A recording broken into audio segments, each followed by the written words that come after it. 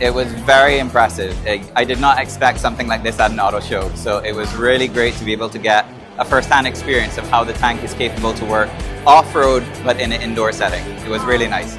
It went up the stairs very smooth, it went over the ramp very seamless, so yeah, very, very impressive overall. GWM, go with more. GWM, go with more.